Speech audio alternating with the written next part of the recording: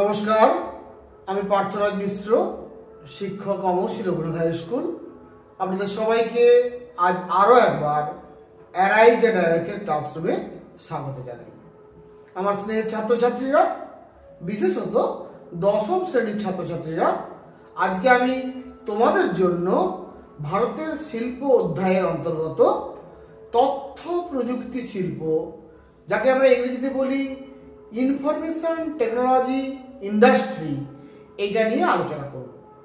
তোমরা জানো তথ্য প্রযুক্তি শিল্প এটা কিন্তু পৃথিবীতে তথা ভারতবর্ষে খুব বেশি পুরনো শিল্প নয়।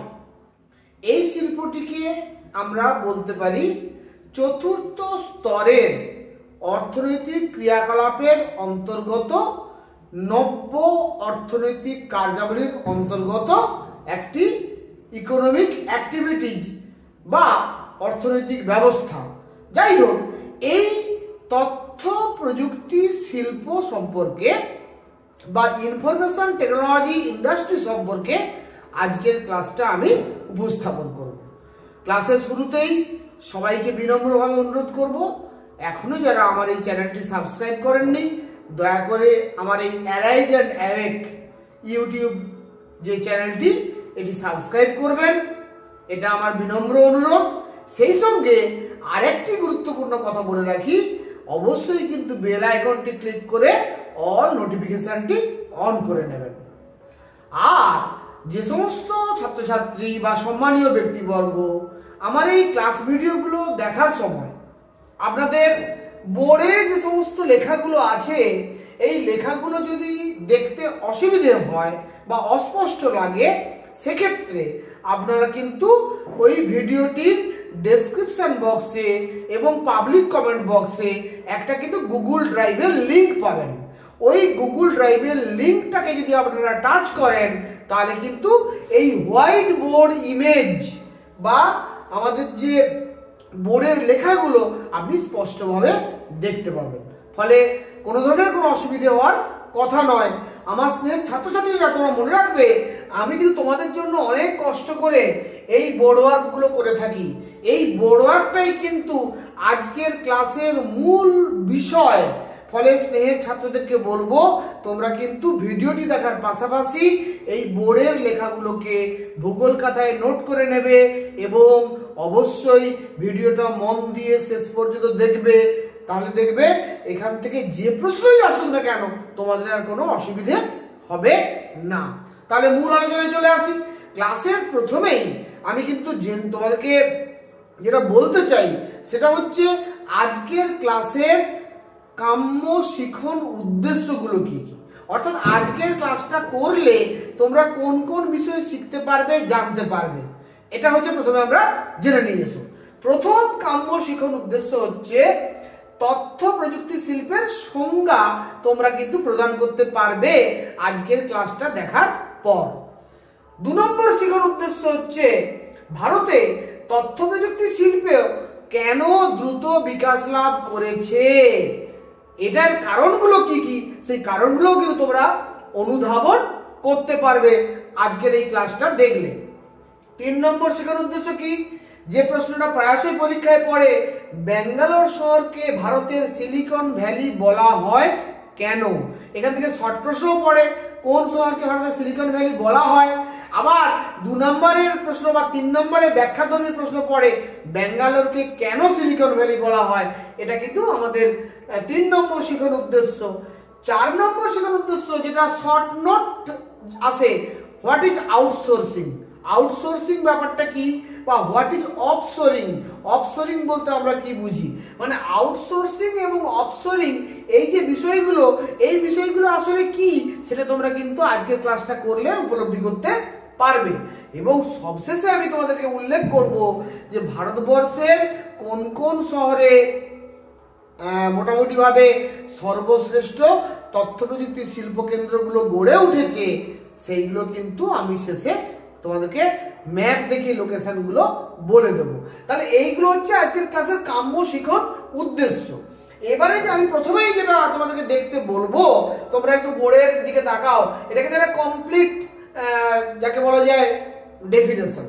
এই তথ্য প্রযুক্তি শিল্পের সংজ্ঞা, এটা কিন্তু কমপ্লিট ডেফিনেশন, তোমরা কিন্তু এই সংজ্ঞাটা দিলে কোনোভাবেই নম্বর কাটার সুযোগ থাকবে না। দেখো, যে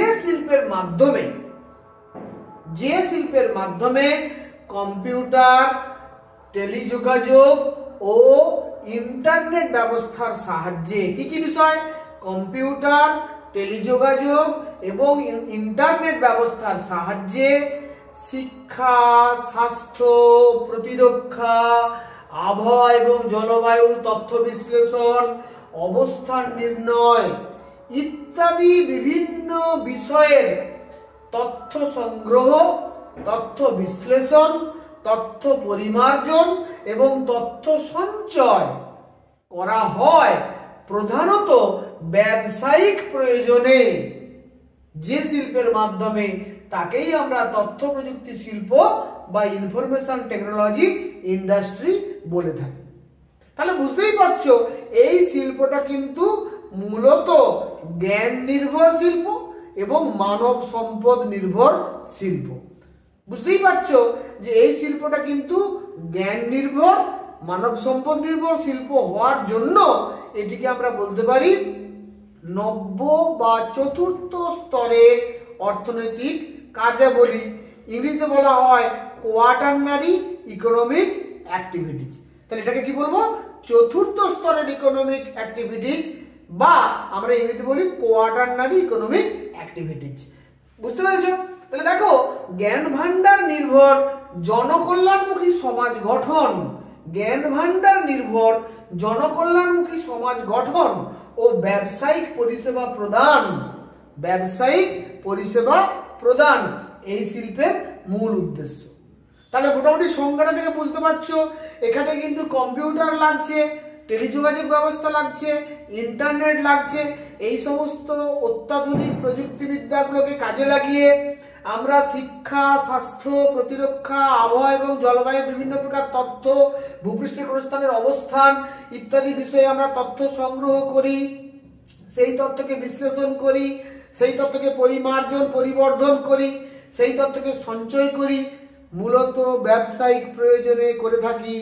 এই শিল্পটাকে আমরা বলছি তথ্য প্রযুক্তি শিল্প বা ইনফরমেশন টেকনোলজি ইন্ডাস্ট্রি।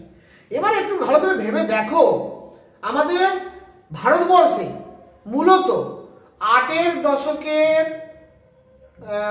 পরে, আমরা 8-এর দশকের মাঝামাঝি সময় আমরা বলতে পারি, অর্থাৎ 1980 সাল থেকে 1990 সালের মধ্যে সর্বপ্রথম কম্পিউটার আসা শুরু হয়। তখনও টেলিযোগাযোগ ব্যবস্থা তখন উন্নত হয়নি। ফলে পরবর্তীকালে যখন ভারত সরকার উদার অর্থনীতি ভারতবর্ষে চালু করে 1991 সালের পর, এই উদার অর্থনীতি চালু হওয়ার পর আমরা দেখলাম কম্পিউটার বেশি বেশি করে ভারতবর্ষের বিভিন্ন সরকারি অফিসে বা বেসরকারি অফিসে কাজ করতে দেখা গেল। পাশাপাশি আস্তে আস্তে টেলিকমিউনিকেশনকে গোটা দেশে ছড়িয়ে দেওয়া হলো, ইন্টারনেট ব্যবস্থা ধীরে ধীরে গড়ে উঠলো। এইভাবে কম্পিউটার, টেলিকমিউনিকেশন ব্যবস্থা এবং ইন্টারনেট ব্যবস্থাকে কাজে লাগিয়ে ধীরে ধীরে তথ্য প্রযুক্তি শিল্প ভারতবর্ষে গড়ে উঠতে শুরু করলো। এবং আজকে আমরা মোটামুটি ভাবে এমন একটা জায়গায় পৌঁছে গেছি, আমাদের ভারতবর্ষের প্রত্যেকটি ক্ষেত্রে প্রায় কিন্তু কম্পিউটার নির্ভর হয়ে গেছে। সরকার তার প্রত্যেকটি দপ্তরের কাজকর্ম কিন্তু এই ধরনের ই-গভর্নেন্স ব্যবস্থার মাধ্যমে পরিচালনা করছে। বেসরকারি ক্ষেত্রে তো বটেই, অনেক ভালোভাবে অনেক আগে থেকেই কিন্তু এই ধরনের শিল্পকে আমরা প্রযুক্ত হতে দেখছি। তাহলে আমি যেটা বলতে চাইছি যে সরকারি ক্ষেত্রে এবং বেসরকারি ক্ষেত্রে বিভিন্ন ধরনের অফিস আদালত সর্বত্র আজকে কিন্তু এই ধরনের ই প্রযুক্তিকে ব্যবহার করা হচ্ছে। এটাকেই আমরা বলছি তথ্য প্রযুক্তি শিল্প। এই শিল্পের মূলত দুটো পার্ট, একটা হচ্ছে হার্ডওয়্যার পার্ট আর একটা হচ্ছে সফটওয়্যার পার্ট। হার্ডওয়্যার পার্ট ব্যাপারটা কি, হার্ডওয়্যার সেক্টর ব্যাপারটা কি, এই যে কম্পিউটারের মধ্যে আমরা জানি মনিটর আছে, কম্পিউটারে বিভিন্ন ধরনের হার্ড ডিস্ক আছে, কম্পিউটারে বিভিন্ন ধরনের যন্ত্রপাতি বা যন্ত্রাংশ আছে, মাউস আছে, কিবোর্ড আছে। এই যে বিষয়গুলো আছে কম্পিউটারের ভেতরের যে যন্ত্রপাতিগুলো, এইগুলোকে কিন্তু আমরা বলছি কম্পিউটার হার্ডওয়্যার, এবং এই বিষয়গুলোকে অ্যাসেম্বল করা হয়, অ্যাসেম্বল করে একটা কম্পিউটার তৈরি করা হয়। অর্থাৎ বিভিন্ন প্রকার কম্পিউটারের প্রয়োজনীয় যন্ত্রাংশ বা যন্ত্রপাতিগুলোকে অ্যাকুমুলেট করে আমরা সমন্বয় সাধন করে একটা সম্পূর্ণ কম্পিউটার ব্যবস্থা তৈরি করতে পারি। এইটাকে বলছি আমরা কম্পিউটারের হার্ডওয়্যার পার্ট। আর সফটওয়্যার পার্ট কোনগুলো? সফটওয়্যার পার্ট হচ্ছে যে পার্ট বা যে সেক্টরটা ছাড়া কম্পিউটার কার্যকরী ভূমিকা নিতে পারবে না। অর্থাৎ প্রথম জিনিস হচ্ছে অপারেটিং সিস্টেম। অপারেটিং সিস্টেম, যেটা ইংরেজিতে বলে ওএস, এই অপারেটিং সিস্টেম ছাড়া কিন্তু কোনো কম্পিউটার চালু হতেই পারবে না, বুট হতেই পারবে না। ফলে প্রথম যে জিনিসটা সেটা হচ্ছে অপারেটিং সিস্টেম। তারপরে এই কম্পিউটারের ভেতরে বিভিন্ন প্রকার সফটওয়্যার ইনস্টল করা হয় এক একটি বিশেষ বিশেষ কাজের জন্য। তাহলে এই যে বিশেষ বিশেষ কাজের জন্য বিশেষ বিশেষ সফটওয়্যার এবং সামগ্রিকভাবে কম্পিউটারটা চালু করার জন্য ওএস বা অপারেটিং সিস্টেম, এই পুরো ব্যাপারটা অর্থাৎ হার্ডওয়্যার এবং সফটওয়্যার, এই দুটোকে একত্রিত করে আমরা বলতে চাইছি তথ্য প্রযুক্তি শিল্প। অর্থাৎ তথ্য প্রযুক্তি শিল্পের মধ্যে ইলেকট্রনিক্স গুডস বা ইলেকট্রনিক্স মেটেরিয়ালস লাগছে, টেলিকমিউনিকেশন লাগছে, ইন্টারনেট লাগছে, হার্ডওয়্যার বিভিন্ন যন্ত্রাংশ লাগছে এবং সফটওয়্যার লাগছে। এই সব মিলিয়ে আমরা একত্রে বলছি তথ্য প্রযুক্তি শিল্প। তাহলে মোটামুটি ভাবে তোমরা বুঝতে পেরে গেছো। এবার এই তথ্য প্রযুক্তি শিল্প যখন আমরা ব্যবহার করছি এই শিল্প ক্ষেত্রটাতে, তখন কিন্তু তার দুটো পার্ট, একটা হচ্ছে ইনফরমেশন টেকনোলজি সেক্টর আর একটা হচ্ছে বিপিও সেক্টর। একটা হচ্ছে ইনফরমেশন টেকনোলজি সেক্টর আর একটা হচ্ছে বিপিও সেক্টর। এই বিপিও সেক্টরটা কি? বিপিওটা হচ্ছে business process outsourcing. Business process outsourcing, আমি একটু পরে তোমাদের এই আউটসোর্সিং ব্যাপারটা ব্যাখ্যা করে বলবো। তাহলে মূল ব্যাপারটা হচ্ছে ইনফরমেশন টেকনোলজি, যেটাকে আমি বললাম এই হার্ডওয়্যার এবং সফটওয়্যার পার্ট মিলে তথ্য প্রযুক্তি শিল্প। আর যখন ওটাকে আমি বিজনেস হিসাবে কাজে লাগাচ্ছি তখন সেটাকে বলছি বিপিও বা বিজনেস প্রসেস আউটসোর্সিং। ঠিক আছে, এই মোটামুটি হচ্ছে আমরা সামগ্রিকভাবে বলতে পারি তথ্য প্রযুক্তি শিল্পের মূল কথা। এবারে সেকেন্ড যে পয়েন্টটা, ভারতবর্ষে তথ্য প্রযুক্তি শিল্পের দ্রুত বিকাশের কারণগুলো কি? আমরা জানি 1991 সালের আগে পর্যন্ত ভারতবর্ষে কিন্তু মুক্ত অর্থনীতি সেই অর্থে ছিল না বললেই চলে।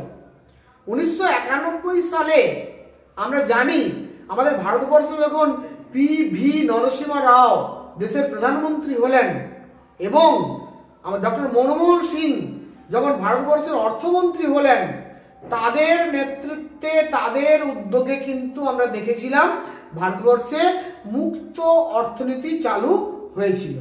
তার আগে পর্যন্ত জওহরলাল নেহরু যখন প্রধানমন্ত্রী ছিলেন, লাল বাহাদুর শাস্ত্রী যখন প্রধানমন্ত্রী ছিলেন, ইন্দিরা গান্ধী যখন প্রধানমন্ত্রী ছিলেন, মোরারজি দেসাই যখন প্রধানমন্ত্রী ছিলেন বা রাজীব গান্ধী যখন প্রধানমন্ত্রী ছিলেন, তখন কিন্তু আমরা ভারতবর্ষের অর্থনৈতিক ব্যবস্থাটা অনেকটা সমাজতান্ত্রিক ধাঁচের ছিল। সমাজতান্ত্রিক ধাঁচের অর্থনৈতিক ব্যবস্থাটা চালু ছিল। কিন্তু আমরা কিন্তু 91 সালে দেখলাম মুক্ত বাজার অর্থনীতি চালু হলো, যেটাকে আমরা বলছি বিশ্বায়ন। এই যে বিশ্বায়ন চালু হলো অর্থনীতির ক্ষেত্রে, সেই বিশ্বায়নের ফলে কিন্তু তথ্য প্রযুক্তি শিল্পের জোয়ারটা এলো, ভারতবর্ষ তথ্য প্রযুক্তি শিল্প ঢোকার সুযোগ পেল। এবারে আমরা দেখব প্রথমে থেকে কিন্তু ভারতবর্ষে এই কম্পিউটারকে ঢোকানোর ক্ষেত্রে বিভিন্ন ধরনের বাধা বিপত্তি রাজনৈতিক ক্ষেত্রে দেখা দিয়েছিল। পরবর্তীকালে কিন্তু উদার অর্থনীতির কারণে সেটা ধোপে টেকেনি এবং আমরা এখন যেটা দেখতে পাচ্ছি, এখন আমাদের সমাজের সর্বস্তরে এই তথ্য প্রযুক্তি শিল্পের ব্যবহার কিন্তু আমরা দেখতে পাচ্ছি। একেবারে সরকারি বিভিন্ন দপ্তর থেকে শুরু করে একেবারে গ্রামগঞ্জের একটা ছোট্ট পারিবারিক জীবনেও কিন্তু তথ্য প্রযুক্তি অত্যন্ত গুরুত্বপূর্ণ ভূমিকা পালন করছে বলে আমরা বলতে পারি। এবারে হচ্ছে দেখো কি কি কারণে বিকশিত হয়েছে। আমি প্রথমেই তোমাদেরকে বলেছি যে এই তথ্য প্রযুক্তি শিল্প হচ্ছে নব্য অর্থনৈতিক কার্যাবলীর অন্তর্গত। আমাদের পৃথিবীতে যত রকমের ইকোনমিক অ্যাক্টিভিটিজ আছে সেটাকে আমরা 5টা স্তরে ভাগ করেছিলাম। 5টা স্তর, প্রথম শ্রেণীর, দ্বিতীয় শ্রেণীর, তৃতীয় শ্রেণীর, চতুর্থ শ্রেণীর এবং পঞ্চম শ্রেণীর। এই তথ্যপ্রযুক্তি শিল্পটা হচ্ছে চতুর্থ শ্রেণীর অর্থনৈতিক ক্রিয়াকলাপ বা কোয়াটারনারি ইকোনমিক অ্যাক্টিভিটিজ, ঠিক আছে। এবং এই ধরনের শিল্প গড়ে তোলার জন্য কিন্তু যেটা প্রধান কাঁচামাল দরকার সেটা হচ্ছে মানব সম্পদ। কাঁচামালটাই হচ্ছে মানব সম্পদ। মানব সম্পদ যদি স্ট্রং না হয় তাহলে কিন্তু তথ্য প্রযুক্তি শিল্পের ডেভেলপমেন্ট হওয়ার আশা খুব একটা নেই। সেই জন্য 2 নম্বর পয়েন্ট আমি লিখেছি উন্নত এবং দক্ষ মানব সম্পদ। তোমরা সবাই জানো যে ভারতবর্ষ একটা জনবহুল দেশ। ভারতবর্ষের মানুষের মেধা বিশ্বের অন্যান্য দেশের মানুষের মেধার তুলনায় অনেকখানি ভালো। এবারে ভারত সরকার তথা বিভিন্ন রাজ্য সরকারগুলো তাদের দেশের শিক্ষা পরিকাঠামো উন্নয়নের মাধ্যমে সুনির্দিষ্ট প্রশিক্ষণ ব্যবস্থা গড়ে তুলে শিক্ষা দীক্ষার মানোন্নয়ন ঘটিয়ে এমন দক্ষ এবং সুনির্দিষ্ট শ্রমিক বা মানব সম্পদ তৈরি করা হয়েছে। সেই উন্নত এবং দক্ষ মানব সম্পদের প্রাচুর্য ভারতবর্ষে কিন্তু এই ধরনের শিল্পকে উন্নতি ঘটাতে সাহায্য করেছে। 3 নম্বর হচ্ছে এই মানব সম্পদ একদিকে যেমন দক্ষ, এটা নিয়ে কোনো সন্দেহ নেই, অপরদিকে এই মানব সম্পদ কিন্তু অনেকটা সুলভ। কেন সুলভ বলছি আমি? ভারতবর্ষ একটা জনবহুল দেশ। জনবহুল দেশ হওয়ার জন্য ভারতবর্ষে কিন্তু বেকারত্বের সমস্যা প্রচন্ড। সেই বেকারত্বের জায়গা থেকে দাঁড়িয়ে যদি আমরা ব্যাপারটাকে ব্যাখ্যা করি তাহলে কর্মসংস্থানের সুযোগ যেহেতু এক্ষেত্রে অনেকটা বাড়ে, তাই কিন্তু আমরা দেখব ভারতবর্ষে জনসংখ্যা বেশি হওয়ার জন্য এবং কর্মসংস্থানের ব্যাপক চাহিদা থাকার জন্য এখানে কিন্তু উন্নত মানব সম্পদ অনেকটা কম দামে আমরা পেতে পারি। তাই এখানে কিন্তু সুলভ মানব সম্পদটা আমরা পাই। এটাও কিন্তু ভারতবর্ষের তথ্যপ্রযুক্তি শিল্পের উন্নতির একটা অত্যন্ত গুরুত্বপূর্ণ কারণ আমরা বলতে পারি। 4 নম্বর ব্যাপক কর্মসংস্থানের সুযোগ। আমি আগে একটু এই পয়েন্টটা ব্যাখ্যা করলাম। ভারতবর্ষের জনসংখ্যা বেশি হওয়ার জন্য, ভারতবর্ষের যাকে বলে বেকারত্বের সমস্যা প্রচন্ড থাকার জন্য ভারতবর্ষে কিন্তু কর্মসংস্থানের সুযোগ বৃদ্ধির হিসাবে এই শিল্পটাকে কিন্তু আমাদেরকে গ্রহণ করতে হয়েছে। এছাড়া বিভিন্ন প্রকার সরকারি বেসরকারি উদ্যোগ ও বিনিয়োগ, সরকার এবং বেসরকারি বিভিন্ন উদ্যোগপতি এই শিল্পক্ষেত্রে বিভিন্ন প্রকার মূলধন বিনিয়োগ করেছেন এবং বিভিন্ন প্রকার যাকে বলা যায় প্রশিক্ষণ কেন্দ্র গড়ে তুলেছেন, যার মাধ্যমে দক্ষ মানব সম্পদ গড়ে তোলা সম্ভব হয়েছে বা বিজনেসটাকে শিল্পটাকে এগিয়ে নিয়ে যাওয়া সম্ভব হয়েছে।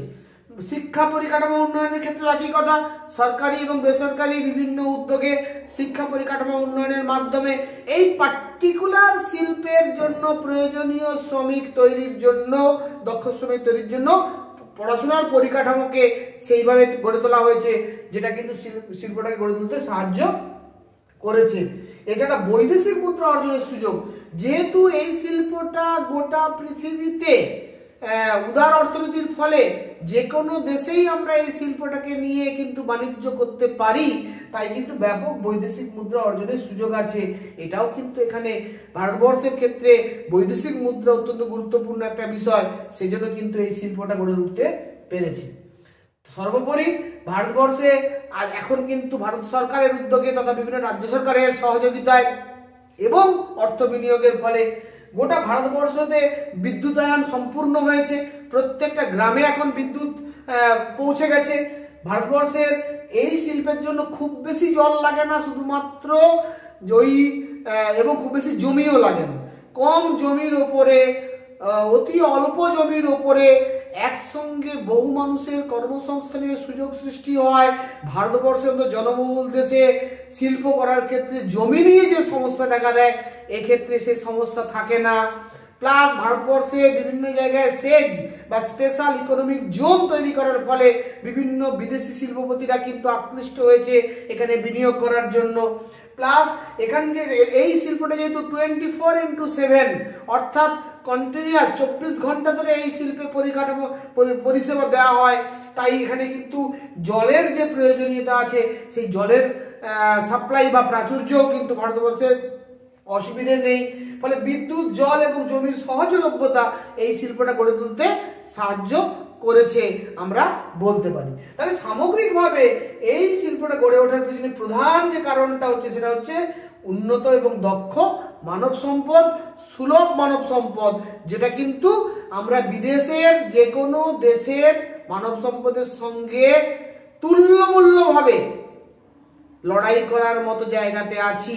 আমাদের এখানে দক্ষ শ্রমিক অর্থাৎ কাজের মান অত্যন্ত উন্নত, কিন্তু অনেক কম দামে আমরা কিন্তু পরিষেবা দিতে পারি।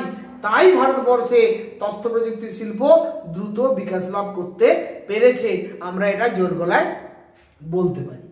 এবারে নেক্সট যে প্রশ্নটা পরীক্ষায় আসে, ভারতের সিলিকন ভ্যালি, এই সিলিকন ভ্যালি ব্যাপারটা কি? সিলিকন ভ্যালি ব্যাপারটা হচ্ছে, তোমরা আমেরিকা যুক্তরাষ্ট্র এমন একটা দেশ যেটা কিন্তু পৃথিবীর মধ্যে সর্বশ্রেষ্ঠ তথ্য প্রযুক্তি শিল্পের দেশ।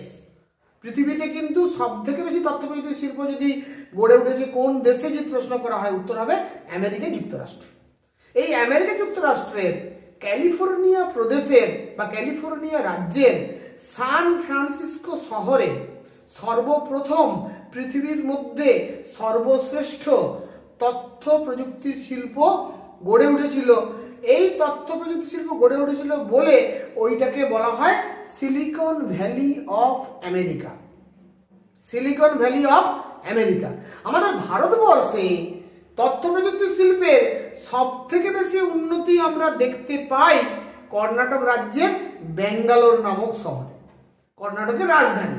এই ব্যাঙ্গালোরে যেহেতু তথ্য প্রযুক্তি শিল্পের ডেভেলপমেন্ট সব থেকে বেশি হয়েছে, সবার আগে হয়েছে, তাই ব্যাঙ্গালোর শহরকে আমেরিকার সান ফ্রান্সিসকো শহরের সিলিকন ভ্যালির সঙ্গে তুলনা করে ব্যাঙ্গালোরকে ভারতের সিলিকন ভ্যালি বলা হয়।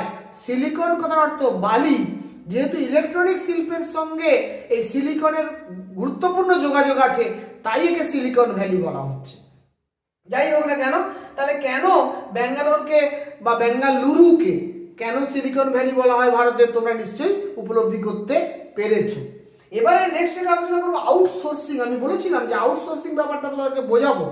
আউটসোর্সিং ব্যাপারটা হচ্ছে এইটা, যে এটা যেহেতু কম্পিউটার, টেলিকমিউনিকেশন এবং ইন্টারনেট নির্ভর একটা ব্যবস্থা, ফলে এটা কিন্তু আমরা ভারতবর্ষে বসে পৃথিবীর যে কোনো দেশের সঙ্গে যে কোনো ব্যবসায়িক যোগসূত্র স্থাপন করতে পারি। কিরকম ব্যাপারটা না, ধরে নাও আমার দেশের কোনো একটা ব্যাংক বা কোনো একটা বীমা সংস্থা তাদের ব্যাংক এবং বীমা সংস্থার সামগ্রিক পরিচালনার জন্য একটা বিশেষ ধরনের সফটওয়্যার তৈরি করাতে চায়। তারা কি করবে না, ভারতবর্ষে যে সমস্ত সফটওয়্যার কোম্পানিগুলো আছে, তথ্য প্রযুক্তি শিল্পের সঙ্গে নিযুক্ত কোম্পানিগুলো আছে, তাদের কাছে যখন টেন্ডারিং আহ্বান করবে, তখন পাশাপাশি তারা বিশ্বের বিভিন্ন দেশের উন্নত মানের কোম্পানিগুলোর কাছ থেকেও টেন্ডার আহ্বান করতে পারবে এবং সেক্ষেত্রে যেখানে কম দামে সব থেকে উন্নত মানের এই ধরনের প্রযুক্তি আমরা পেয়ে যাব, সেটা কিন্তু সেই পরিকাঠামোটা বা সেই ব্যাংকের যে প্রযুক্তিটা কাজে লাগিয়ে ব্যবসা করার ক্ষেত্রে অত্যন্ত গুরুত্বপূর্ণ ভূমিকা পালন করতে পারবে। আমরা যখন কি করি, কোনো দেশীয় বা বিদেশি কোম্পানি, কোনো দেশীয় কোম্পানি বা বিদেশি কোম্পানি তার নিজের কোনো কাজের জন্য যখন অন্য কোনো সংস্থাকে তার বরাত দেয় এই ধরনের তথ্য প্রযুক্তি সফটওয়্যার তৈরি করার জন্য বা হার্ডওয়্যারের বিভিন্ন বিষয় রপ্তানি করার জন্য, তখনই তাকে আমরা বলছি আউটসোর্সিংটা কিন্তু সফটওয়্যার রিলেটেড। আমি এটা না বললে বুঝতে ভুল হবে। আউটসোর্সিংটা কিন্তু মূলত সফটওয়্যার রিলেটেড, আর হার্ডওয়্যারটা কিন্তু আমদানি রপ্তানির মধ্যে পড়ে। তাহলে এই যে আউটসোর্সিং বলছি মানে কি, আউটসোর্সিং বলছি মানে আমি কিন্তু সফটওয়্যার রিলেটেড কথা বলছি। অর্থাৎ কোনো দেশীয় বা বিদেশি কোম্পানি যখন তার প্রয়োজনীয় সফটওয়্যারকে তারা অন্য কোনো সংস্থার মাধ্যমে তৈরি করাবে, তখন তাকে আমরা বলছি আউটসোর্সিং। অন্য জায়গা থেকে বাইরের জায়গা থেকে ওটাকে সংগ্রহ করা হচ্ছে, ওটা বলছে আউটসোর্সিং।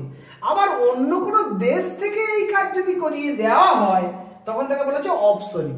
এই কাজটা যদি একটা দেশ আরেকটা দেশের মাধ্যমে করিয়ে দেয় তখন তাকে বলা হচ্ছে অফশোরিং। তাহলে আউটসোর্সিং ব্যাপারটা কি না, একটা সংস্থা সেটা দেশি হতে পারে বিদেশি হতে পারে, যখন অন্য কোনো সংস্থাকে দিয়ে তার কাজটা করিয়ে নেবে সফটওয়্যারের, তখন তাকে বলা হচ্ছে আউটসোর্সিং।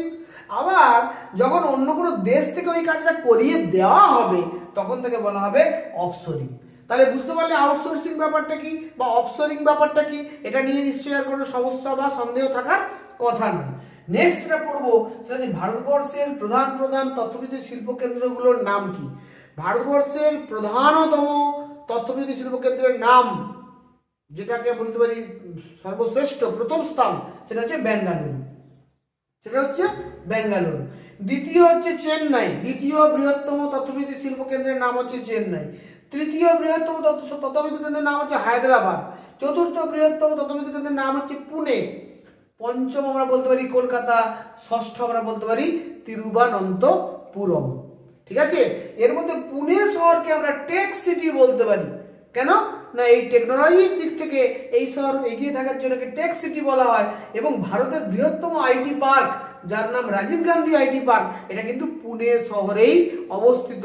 এটা ভারতের বৃহত্তম আইটি পার্ক। এই যে শহরগুলোর নাম বললাম, ব্যাঙ্গালোর, চেন্নাই, হায়দ্রাবাদ, ব্যাঙ্গালোর প্রথম স্থান, চেন্নাই দ্বিতীয় স্থান, হায়দ্রাবাদ তৃতীয় স্থান, এই যে বললাম পুনেকে আমরা টেক সিটি বলছি। এমনকি কলকাতার শহরের পার্শ্ববর্তী বিধাননগরের যে সেক্টর 5, এখানেও কিন্তু আমরা বলতে পারি এই ধরনের গুরুত্বপূর্ণভাবে তথ্যপ্রযুক্তি শিল্প গড়ে উঠেছে।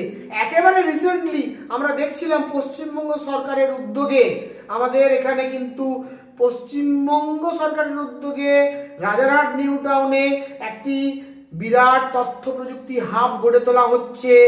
যে তথ্য প্রযুক্তি হাবে বিভিন্ন প্রকার বড় বড় বিদেশি কোম্পানি, উইপ্রো, ইনফোসিস, আমাদের দেশীয় কোম্পানি হিসেবে টাটা কনসালটেন্সি সার্ভিসেস, কগনিজেন্ট সহ বিভিন্ন ধরনের আন্তর্জাতিক এবং জাতীয় স্তরের কোম্পানিগুলো কিন্তু এখানে শিল্প স্থাপন করতে উদ্যোগী হয়েছে এই তথ্য প্রযুক্তি শিল্প। ফলে কলকাতাও কিন্তু আগামী দিনে আমরা দেখব তথ্য প্রযুক্তি শিল্পে ভারতবর্ষের মধ্যে একটা গুরুত্বপূর্ণ স্থান দখল করবে।